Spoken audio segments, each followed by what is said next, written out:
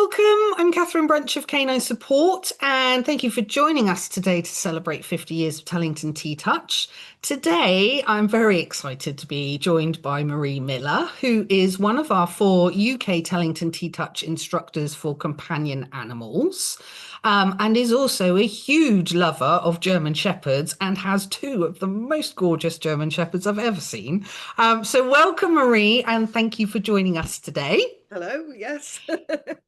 So we've got an exciting session because we are talking about TTouch for puppies. And I think maybe people might not necessarily think that TTouch works with puppies, and maybe they think, more the sensitive dogs, the older dogs, and, when we're trying to support our dogs later in life. But actually, TTouch for puppies is so cool, isn't it? It's an absolute passion of mine, puppy training and particularly integrating TTouch into puppy puppy management and helping people to build a relationship with their puppy and their family through TTouch, because it's great for kids to be able to do as well. Yeah, definitely. So, I mean, how can TTouch benefit puppies is a massive question. So we will break it down into the components of TTouch. So let's start off looking at the TTouch bodywork stuff. How does this help the puppies?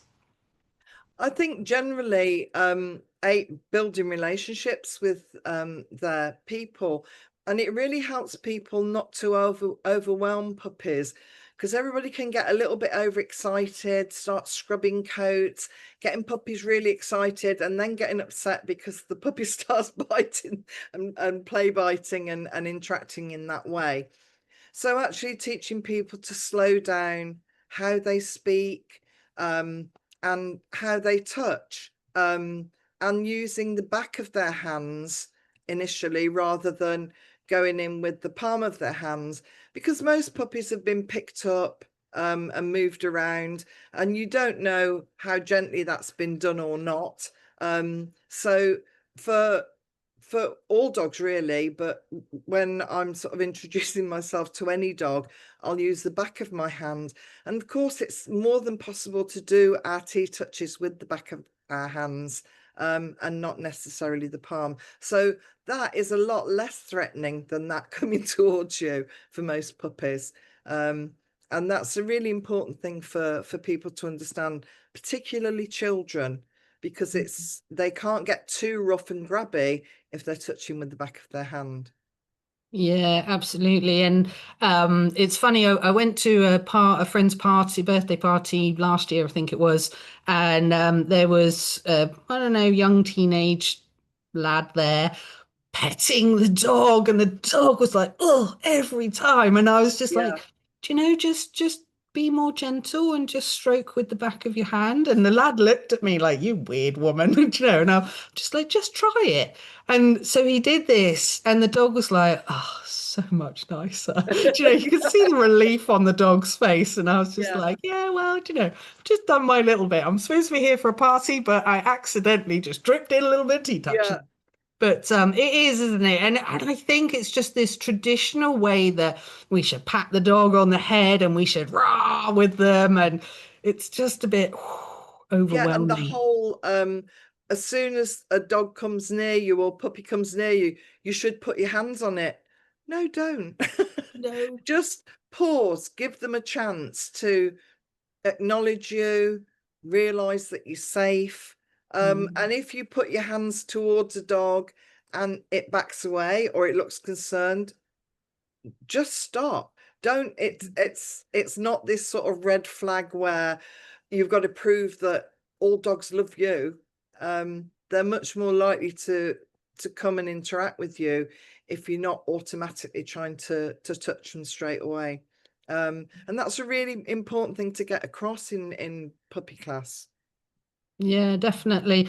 And so we talk about you talk about the back of the hand using touches. So we can do sliding touches with the back of our hands, but we can also do the circular touches as well.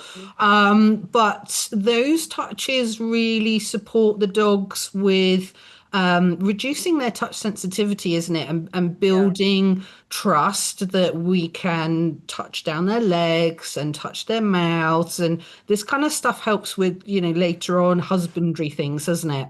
Yeah. And one of the things that people tend to forget is tails. Um, Mm.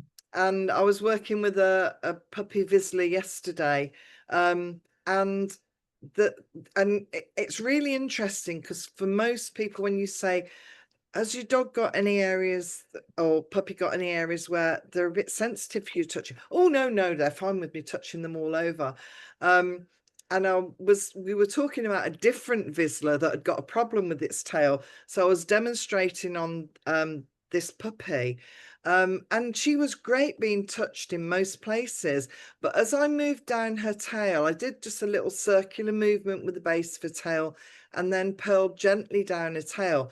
And when I got to about the last maybe inch and a half, suddenly there was no sense that she'd got no awareness of that part of her tail. And as soon as I touched it, she sort of leapt up. So it was great because it gave me the opportunity to sort of say to them, because they're people who show dogs, so they're quite switched on, but they hadn't connected that this puppy had got an issue with right at the end of her tail. And it's really important that our puppies are aware of their whole bodies, that we keep them in touch with their whole bodies, because that helps them with their balance, and it helps them not to suddenly be startled if they get touched by somebody, or something brushes against them. It doesn't startle and upset them. So Yeah. that's a really important point, Catherine, that you're able to go all over them. But the other thing is that you really have to get across to people. They tend to think, right, okay, I need to go over the dog's whole body all at once, and then just really getting them to chunk it down. And just, they might even, with a puppy that's more sensitive, and this is something that I learned from one of our wonderful Canadian instructors, who's sadly passed away now. But she always used to talk about letting them approach you, just sliding with the back of your hand, and then just switching off. And it really sort of helped the puppy to go, oh, actually, that wasn't too bad, and come back again, and then just building slowly, not feeling like you've got to sort of totally make a connection right at once, giving them the chance to have a little bit of control over the situation. Because one of the things that we tend to forget is that they've come from a litter of maybe 6 or 8 of the puppies, and that's their whole world. That's what they're used to, and they're suddenly plunged into a totally strange world, with and they've got no control over that situation. So I try to give them control in Mm. situations that is safe and manageable for them. And one of those situations is not overwhelming them with touch.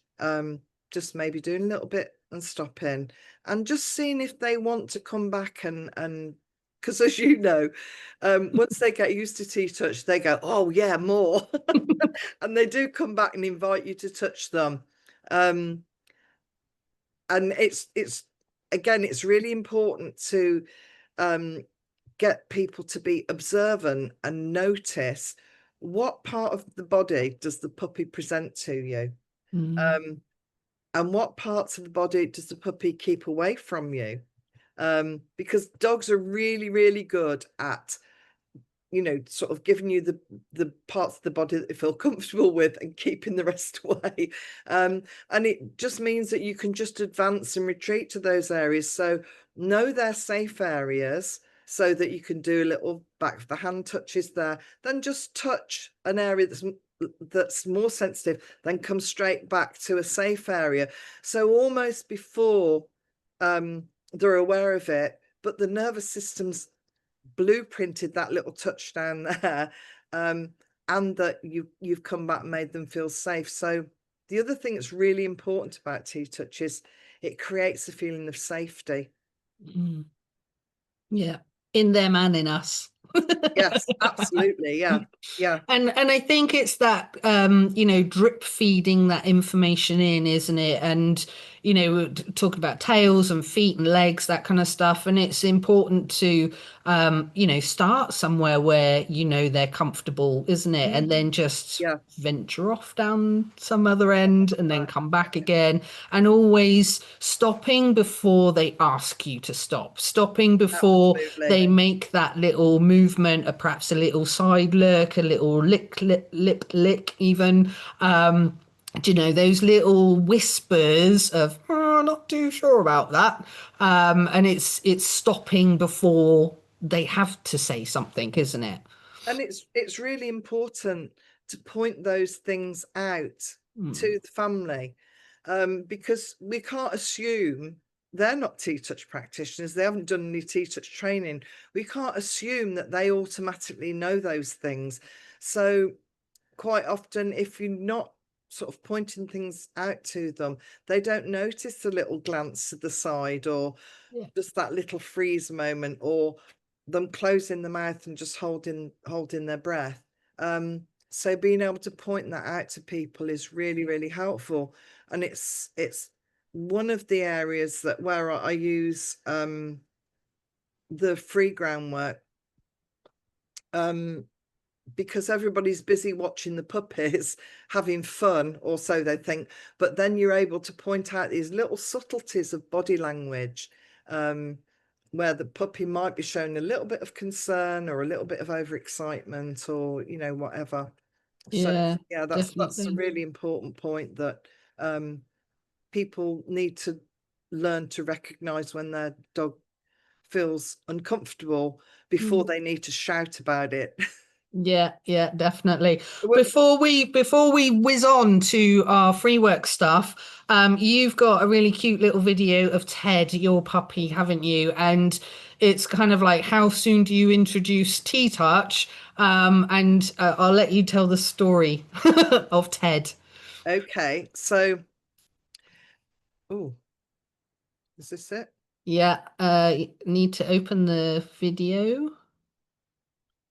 Oh, you want to... So this is Ted. He was first introduced to TTouch at 5 weeks old when we went to see him. And I just did a couple of little circular touches and a couple of little hair slides with him during that visit, because he was busy playing with his three brothers as well, in between saying hello to us. When we went to collect Ted, there was a really nasty road accident, and we couldn't get near the breeder's house, and we travelled from the Midlands down to Waltham Abbey, so it wasn't really an option to come home and come back. So he had to be carried for about 3 miles, and during that journey it started chucking it down with rain. So by the time he got to the car, he was a little bit sort of startled and distressed. You can imagine, having left the breeder's home.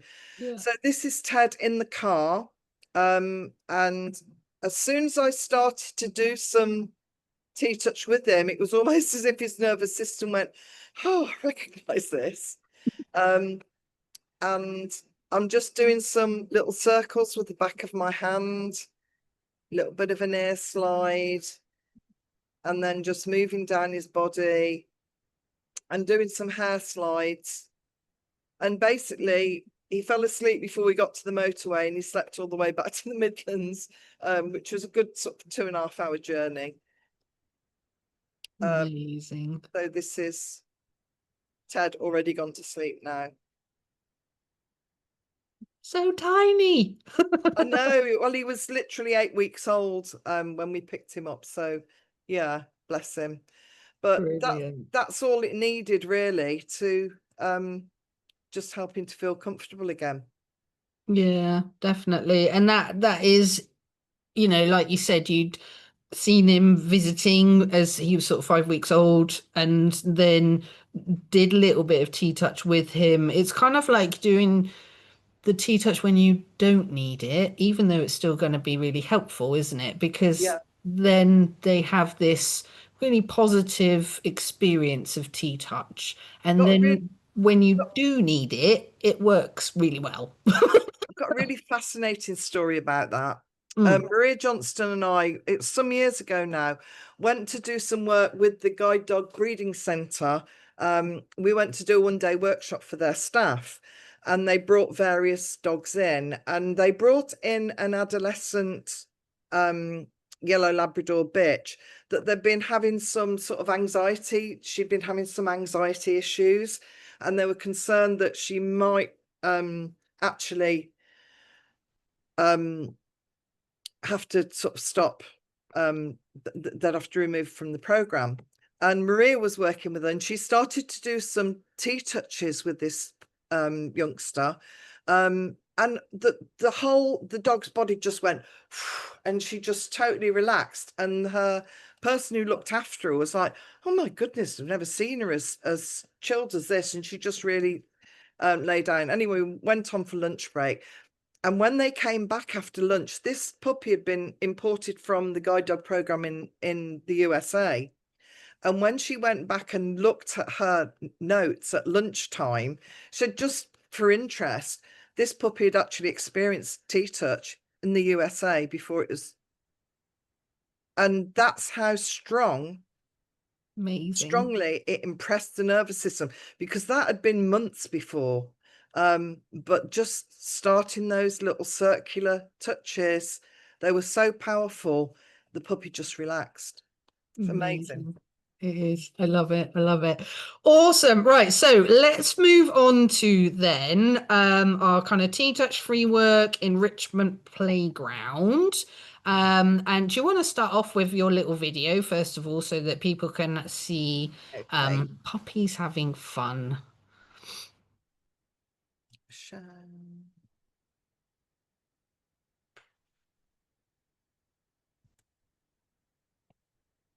Oops. So this is week 1 of my puppy class. And the puppies would come into the room, their stations would all be set up. So family members sitting either side of a bed. And all these stations will have already been set up. So as the puppies came through the door, there was all this colour and interest. And also, I also used to check with the owners before they joined the group on their written application whether the puppies had any issues with food around other dogs or people, or whether they'd got any dietary issues that I'd need to be careful about what food was laid out. So there's a variety of squeezy cheese and hypoallergenic food put into the different stations. And as you can see, the pups are all more interested in the stations than they are in each other. You used to have a situation where down the road there was a garden centre that used to have a free-for-all puppy session on a Saturday morning, and a lot of puppies got frightened. You might notice that little corgi under there who's quite worried about the other pups, and you can see that it's just too concerned about the other pups, although it's quite interested in the stations at a distance. So what we did at the end of this this little free work session was to put all the other pups on a lead, have them settle on their beds, and then the corgi came out and had a little play with the with all this. And the next week when she came to class, she was a lot more confident and came through the door really sort of happily. So it was a nice way to introduce the puppy class to each other. It was also a great opportunity for me to explain body language, what puppies look like when they were concerned, what they look like when they're excited, the different interactions between the puppies, you know, what was going on. So great opportunity for me to do that during this maybe 10-15 minutes at the beginning of the very first puppy class. Yeah. And I love it. The Labrador's like inhaling all the food. Oh Typical yeah. Labrador. And it's quite funny because the owners get really embarrassed. It's a bit like your kid going to a party and taking all the cakes and put them on. And it's like, oh, and the lady with the golden retriever was quite concerned. And I did have to say to her, it's absolutely fine, it's not a problem. Because Absolutely. the golden retriever was dashing from station to station. But the interesting thing was, none of the other puppies were bothered by it. They weren't getting upset or anxious, but the owner Yeah. was getting really anxious about it. Yeah, bless.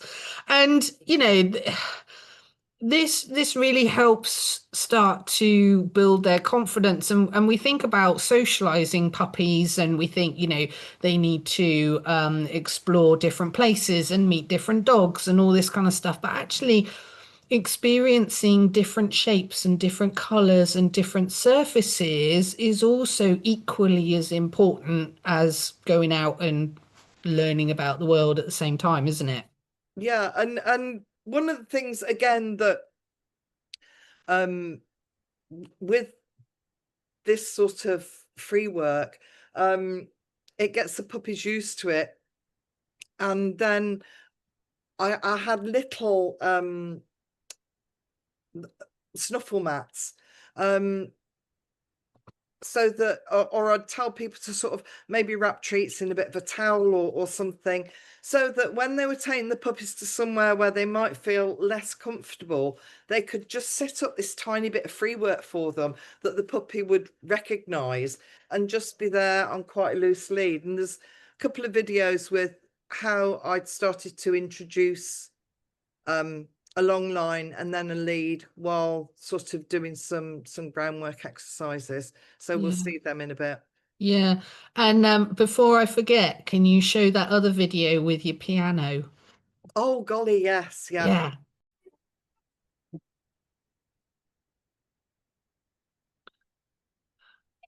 So, Marie, tell us about what's going on here. Oh, so this is just a little fun floor piano that you could adjust the volume on. So I'd start it really, really low. And as you can see, this puppy isn't bothered at all about it. But it's quite a shiny surface, but there's a noise going on as well. And it just gets them used. It's just a fun way to get them used to it. And some puppies used to just keep walking up and down the keys to make the noise, which is quite funny. But yeah, it's just another fun way.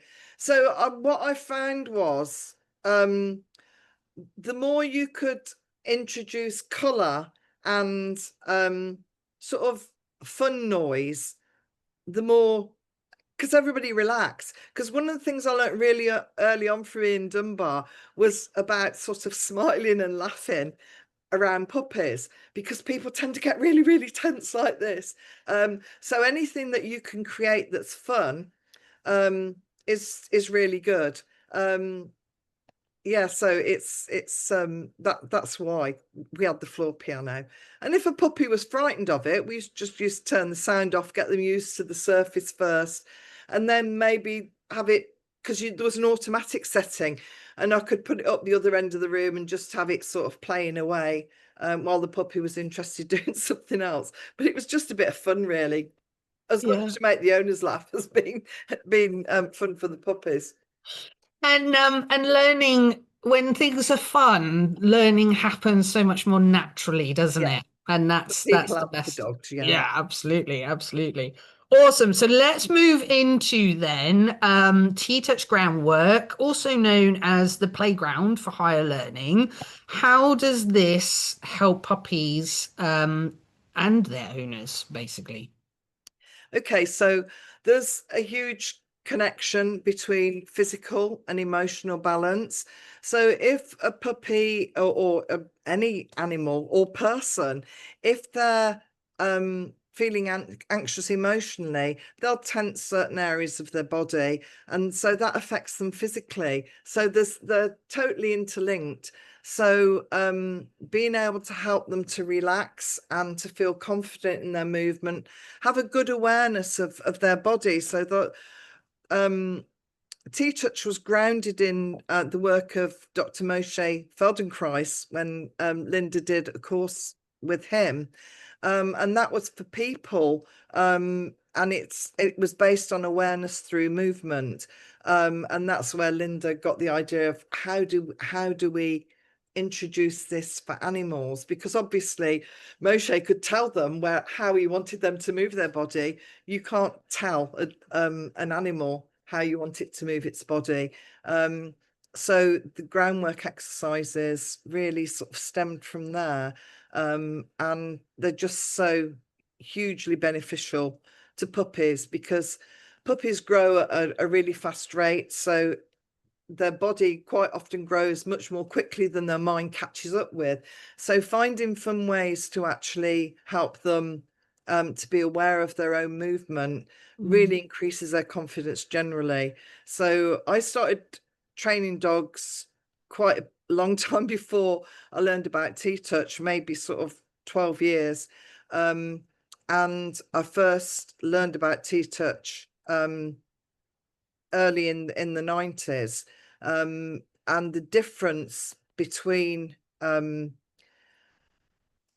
teaching puppies prior to that is huge, because what I found was that they developed confidently, and they also developed without developing, because really early on they develop habitual movement. So for example, obviously I really noticed it with German Shepherds, because they were my breed, how they often look like they've got a broken back, and that starts to develop quite early on. And it's not all about genetics and breeding. A lot of it is about posture. So when dogs get anxious, they come up through their shoulders and they go down at the back end, which creates that kind of, in a German Shepherd, that sort of movement in their back. And if they develop that habit, which they can tend to do from about 15 weeks old when they hit a fear period, then that becomes their habitual posture. So that influences then how they develop emotionally and physically. So it influences how they cope with different situations. So a really prime example of that is when something happens in adolescence. In the case of my own dog, which is like a whole different story, because but we were in lockdown, I think, for 2 or 3 weeks here. And he right from a puppy had come to the studio with me, was used to mixing with people and other dogs. He was locked in at, I think, 7 months old for 3 weeks. The first time I took him out in the street after that, he dragged me into the middle of the road. By that time, he was a 40-kilo adolescent. And he was lunging and barking at everything. And that only took 3 weeks for that to happen at a critical time in his life. But that's a whole other story, my awesome to adolescent, where I had to take him through a whole training program. I mean, he's brilliant now, but at the time it was quite, oh my goodness, how's this happened in 3 weeks? So it just shows you how powerful it is. When a puppy's been used to TTouch and groundwork and bringing awareness, how quickly I was able to bring him back to how he'd been before. And because that is a really critical time in a dog's life, where it can go one way or the other. They end up never being taken out in public because people can't control them, or sadly they go into rescue, or they lose their life because of it. Because a 40-kilo dog lunging and growling at people is not it's not a fun thing at all. So yeah, for me, teaching the puppy from an early age and using TTouch is absolutely brilliant. Yeah, definitely. And so helpful for later on in life as well, when they have built confidence with stepping on different surfaces, stepping over things, walking Yeah, round things, going through things. Do you know, I know, although Keto, who you met, she was, what was she, 4? something like that, when we started learning T-touch. And a little bit further down the line, I was like, actually, you need to learn to walk up a ramp now so that you can get in and out of the car. Yeah, And I remember, with Jinx, who knew no T-touch at all, it was a right nightmare trying to teach her to walk on a ramp. But when I had learnt some T-touch and Keto had done loads of groundwork, I put the ramp down flat on the floor and she's like, do straight over it. And I'm yeah. like, that must have been just a fluke. Let's do it again, because I'm like, it can't be this easy, surely, because I know from before it wasn't. But no, but she'd had so much confidence with surfaces and stuff. Walking on a ramp wasn't a problem, and I was like, this is fantastic, and those are the kind of things, isn't it? We might think, oh, this is just them in a playground and we're just doing this fun stuff and they're not really learning anything. But later on, you're like, they were learning loads, Their wasn't nervous system is working all the it? time and taking things on board. Yeah. So even in a situation like when Ted was really shocked suddenly by the outside world again, I was able to sort of bring him back with free work behind my gate at home, actually taking him out on the T-touch connector lead and just slowly getting him used to things again. But I'm saying slowly, it happened within 3 or 4 weeks, which is just amazing. Which is quick, really. Very, very quick with an Yeah. adolescent who's suddenly become reactive, because he was reactive to everything. It was just, and it blew my mind. I suppose, sort of arrogantly thinking, oh, he had all this experience. It didn't even occur to me not to just take him for a walk down the road because I was so excited to be able to get out again. Yeah, definitely. It's Right. hard to remember how we all felt about COVID lockdown, isn't it? I love the 2 meter rule, though. I think that should be Yeah, just standard. yeah. Unless it's a T-touch person, we want to have a hug. Absolutely, absolutely. Well, I was thinking more with the dogs, just Oh it's so yeah, much yeah, no, nicer when you've got 2 meter space. yeah. Right. So, Marie, you've got a couple of videos to show us about some groundwork as well, haven't you? Okay. Let's press record. Okay, so this is a puppy who's sort of quite interested in sniffing this person's foot. But I don't want to just pull him away. But what I've got him there is on a sliding line that runs through the back of his harness, so that I was just able to influence him, let him know I was there, and then start moving away. And he was quite happy to follow me. I'll just show you that again. So he's really fascinated there. I didn't want to just yank him away, but I just started to just move the line through his harness. And as soon as he looked, I started to move away and he just happily followed me. And we're just sort of doing some, you can see all the different groundwork surfaces there that we were working with. So the next video, let me stop that one. Okay, here we go. So now we've moved on from the long sliding line to a double connection on his harness, and I'm just using a sliding handle here. This was a few years ago. I now tend to use the T-touch connector, which is fabulous, and it avoids them tripping over or getting the lead caught around their feet. But you've still got that double connection with the slide, so you connect to the front and the back of the harness. And you can see he's just sort of exploring things. Try to make sure with all my groundwork playground of higher learning stuff that it's soft. So these are pool noodles. Doesn't matter if he trips over them. He's not going to stub his toe. Nothing's going to be really unpleasant for him.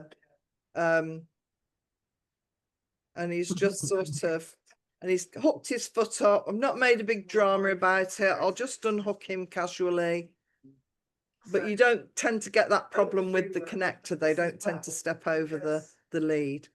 It depends on the dog, really.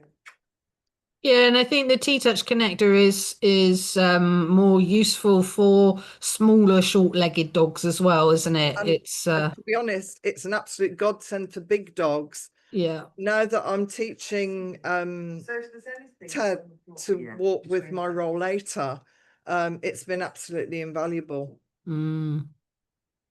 Definitely.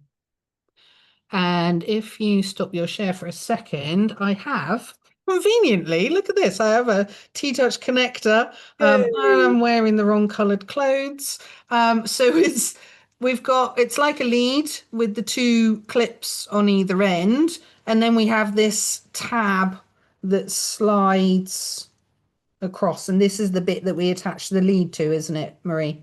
Yes, yeah, Yeah. it's really useful. So, and I can actually find you a photo in a minute of Ted with his connector on, Mm. actually working with the rollator, which is amazing. But again, he was he was a very different puppy to Yogi. Mm.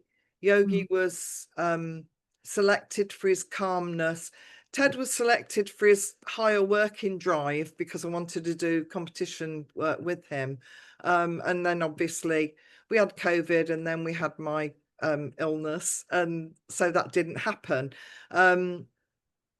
But the connector's been absolutely invaluable, teaching him to slow down and walk at the pace I have to walk at now. Yeah. And I think as well with the groundwork, I mean, we don't put any pressure on, do we? There isn't a kind of a wrong and a right. No, We might have a plan of where we want to go and what we want to do, but if the dog says otherwise, then that's absolutely okay, and we just take that as information, and that's really interesting. How can we perhaps make it easier? But it really helps to build more of a conversation between puppy and owner, dog and even dog and owner about how can we maneuver our way through this little playground? yeah, How can I watch what you're telling me? How can we work as a team rather than just dragging them along, if that makes sense? yeah. Or them And dragging you sometimes. and it's explaining to people as well, it doesn't matter, providing you're using safe equipment. It doesn't matter if they trip over something or they knock it down or they push it to one side. That's just a natural part of learning, and the nervous system will take that on board. And one of the things that we find, I use the labyrinth a lot as well, and it's really interesting that quite often, to start with, it's difficult for the puppy to go through and then stop and then move forward because they're changing direction from one way to another. But the next time you take them through, it's much easier for them. What we tend to do quite often in puppy class as well is teach people how to move in an S shape, so that even if they haven't got any equipment to set up, you can do it around poles or cones or anything, but they can do it around nothing. But it's really getting across to people to help their puppy to learn to shift their weight from one side to the other and turn, and feel confident about doing it. So yeah, it's the playground of higher learning is a huge part of developing confidence in puppies. Well, in all dogs, but particularly for me, in the puppy class. Yeah.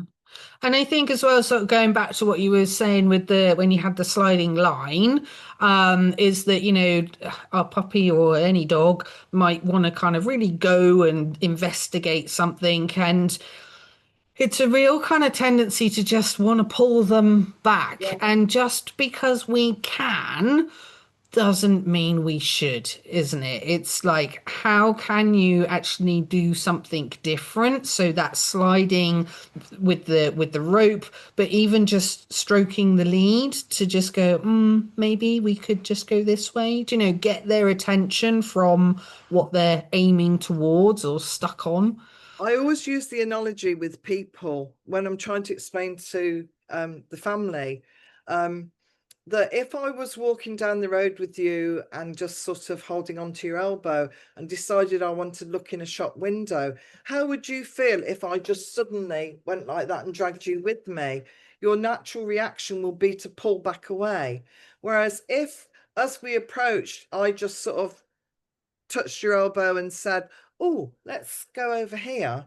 So actually making sure that people also learn to look in the direction they want to move, so that they're giving their puppy a chance. So another thing that I sometimes do is I'll just sort of say, oh, you be my dog, and I won't be attached to a lead or anything. I'll just stand by them, and then I'll just stand and keep looking at them, and at some point they go, and I'll say, does that give you any indication of where I want us to walk? And they go, oh God, no. Because people's natural reaction, and I also feel it's important to explain to people, it's really natural for a human to look at another human when they're speaking. So I'm kind of looking at you, even Yeah. though we're not together. Because from birth and from when we open our eyes and look at our mothers, that's our connection, isn't it? That sort of eye contact thing. And so when people talk to each other, they tend to make sure they're looking at each other. When they talk to their dogs, they tend to do that, which is great if you're just sitting with your dog and you're making nice soft eye contact. But when you want to be walking down the road, it's not very helpful at all, because they have got no idea then where you want to go. So that applies to puppies. It also applies to adult dogs and horses, or anything that Yeah. you're wanting to follow you, really. Yeah. But you know, the other thing that I find really important is to break it down like that and explain to people, not just say, oh, don't do that, you must look up, look where you want to go, which I've been to loads of dog training things, and that's what you just get instructed what you ought to be doing. Nobody explains to you why it's helpful not to do that. Yeah, I So yeah, always love to throw in a human analogy because I find yeah. it so helpful, isn't it? And it's also really important to just explain to people why we're doing something, rather than just tell them that's what they ought to be doing Yeah. Yeah. because you know better, sort of thing. Yeah, definitely, definitely. And let's kind of briefly just touch on body wraps as Yeah. well for dogs. And we might not necessarily use body wraps with puppies because they do tend to look like a really great tug toy. Um, I know from experience. Um, but as our puppies start to move into adolescence, actually the wraps can be really helpful, can't they? Can you explain how that works for me? Yeah. So again, because puppies, particularly large breed puppies, but all puppies really, their bodies grow much more quickly than their mind catches up with. Quite often, as they're sort of hitting adolescent, they become really front wheel drive. So they're really aware of what their head and front end is doing. And then the back end just kind of follows along a bit haphazardly, which is at the point at which people start, you know, they'll come to class and go, oh, he's been really naughty this week. He's really started pulling. And it's like, actually, it's not that the dog's being really naughty, it's finding it really difficult to balance and walk at a slow human pace, which again is where the groundwork stuff is Mm, is really useful. But what can really help to bring awareness is maybe to use a half wrap. Um, and particularly for dogs feeling uncomfortable about you introducing a harness, if you haven't had a harness on it as a baby puppy, using a body wrap can be really good to show the nervous system that something can be around the body without being any sort of threat at all. mm, And the other area that I use body wraps for, when dogs are a little bit anxious, using a half wrap can be really calming for them. yeah. Using a neck wrap can be useful for some dogs because they get really tense through the neck and the jaw when they're anxious. But another really important area is this sort of when a dog's become really front wheel drive, and forget what the back end's doing. It's just using some sort of soft scrunchies or what we call leg wraps between the hock and the foot, because that really brings awareness to the hind end. But another area that's really important at that point in time as well is to do some tail work, to really sort of use body work from the front to the back of the body so that the dog's aware of its whole body. So for people who aren't who've come to class who aren't particularly interested in learning more about TTouch, teaching them really simple body work like the zebra can be useful, because that moves from the front to the back of the dog. Another one that I use quite a lot for lively sort of older pups is the springbok touch, because the nervous system doesn't know where it's coming from next. And so what tends to happen is they just still enough for you to start doing some circular touch or some zebra. So yeah, using a combination of body wraps and some general TTouch can be really helpful. Yeah, definitely. And I remember because Remy was my first puppy, having known TTouch, and I was so excited. But as she went into adolescence, my life, she pulled like a train, and I was like, what is going on? So front driven, no awareness of her back end whatsoever. And so we did a little bit of some body wraps with her, and some in the enrichment playground. So she's, wearing a body wrap, sniffing and finding treats and everything else. And I'm watching and I'm going, oh, do you know, I don't know. I don't know if that's done A bit anything. weird. Yeah, yeah, and I'm like, I don't know if that's helped. And because sometimes we don't always see a result straight away, do we? It's sometimes like I'm like, well, I gave it a go, and that was that for a couple of hours, and then later on in the afternoon, I'm like, right, come on then, let's go for a walk again. So put a harness on, double-ended lead, we step outdoor and we start walking, and she's right next to me, and I'm like, wow. So those wraps really did help then. I Yeah, might not have seen it back then, but look now, because she was just so much more in balance, because she was like, I forgot I had back legs, I was just yeah. leaning forward all the time. So just amazing, isn't it? And that's one of the things that's so brilliant about TTouch, because we're whispering to the nervous system. We're not going into muscle and bone or manipulating any part of the body physically. It means that anybody can do it without causing any harm, and without a detailed knowledge of anatomy, which you would need to do physio work or deep massage work. But so it means that we can teach families to do it. But it because we're working with the nervous system, it carries on working after we take our hands or our body wrap away. So when you use a body wrap, when you take it off, that sense is still there for the Yeah, animal, as you discovered with yeah, Remy. So yeah. it's and you don't necessarily need to have to put the dog on the lead to improve lead work. Mm. If you improve body awareness and awareness of movement, because most dogs don't want to be naughty. No. But sometimes they can't help it if they can't physically balance without pulling. And so one of the things that I try to get across to people when we're using the sliding line is that the whole dynamic changes as soon as you attach a lead or anything to any part of the dog's anatomy, whether it's a collar, whether it's a harness, whether it's a front harness or a back harness or a double connection.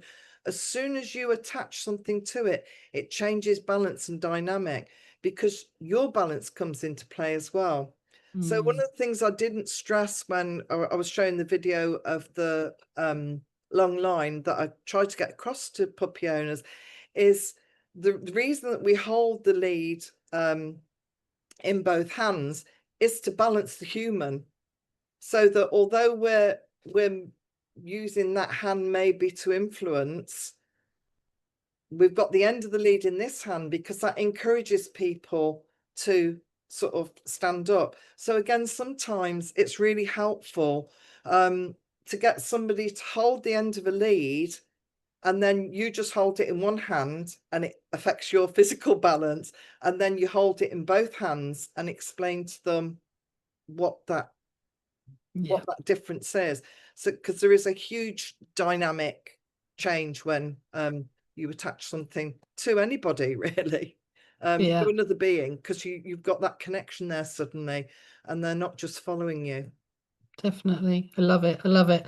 And Marie, before I forget as well, we're still talking about kind of 2 points of contact and stuff. You said you might have a photo of, was it Ted or Yogi with the connector in your Yeah. mobility thingamabob? She said. Okay, so this is Ted on a connector, just learning to walk more slowly with my rollator, because this is the speed that I have to walk now. So he's got a connection onto the front of his harness, connection onto the back of the harness, and then this line that slides. So if he pulls, it's easy for me to just indicate to him where we're going. So you can see it's just sort of slowing down and following along. When I first started to use the rollator with Ted, because technically he's my son's dog, not mine, he used to sort of nearly pull me off my feet. So what I'm aiming for is that he's able to, I'm able to safely get him to work with my mobility scooter. But the first stage is this with the rollator, and I will be using this sliding line with him. So it looks slightly different to the connector that Catherine has shown you, but it's the same sort of effect. Yeah. It slides from the front to the back of the harness. So we saw in the puppy video where we'd got the longer lead with the sliding handle. And what tended to happen was that the puppy would step over it, especially if you've got a dachshund or something. It's much more difficult. But using this sort of connection from the front to the back of the harness that Linda Tellington Jones's sister Robin designed has just been an absolute game changer for loose lead walking.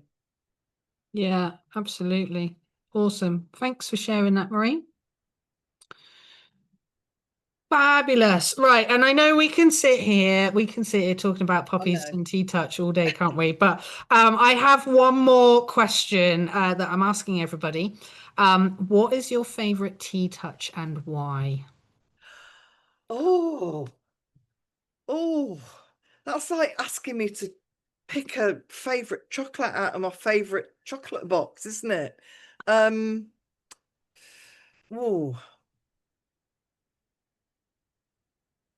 I think any TTouches that I use around the head are most useful. So if there's only one area of the dog's body that I can work with, it would be the head. Okay. Because that influences the whole body.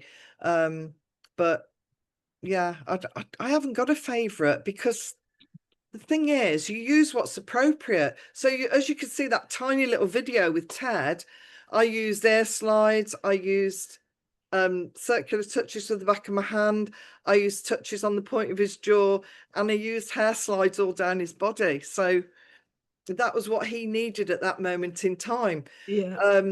You know, other times, if you saw videos of me working with him, you'd see me doing zebra. So yeah, I haven't got one, sorry. That's okay. I'm finding it really difficult to TTouch instructor. it's really difficult to kind of pinpoint one, isn't it? But I think Marie, from what you've been talking about, probably the most used TTouches that you use working with puppies would be the back of the hand touches, wouldn't it? Either circular touches or sliding touches. Yeah. So yeah, those are probably most used with what you do at the moment. Yeah. Shall we go with that? Awesome. Whatever's appropriate Yeah. is my favorite touch. Yeah. Or the ultimate T-touch answer, it depends. So which is always a It good one. depends. Yeah. Brilliant. Well, Marie, thank you so much for coming along today and for talking about puppies. Everybody loves a puppy. And also to add that in with T-touch has been brilliant. So thank you so much for your time today. And I look forward to seeing you again soon. You're really welcome. Take care for Take now. Bye care. bye.